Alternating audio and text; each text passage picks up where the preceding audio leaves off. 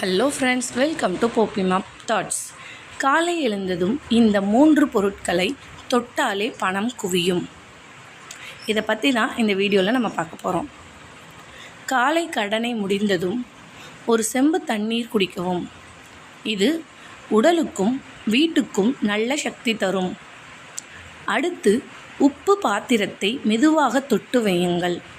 இது வீட்டில் லக்ஷ்மி நிலைக்க உதவும் என்று நம்பப்படுகிறது.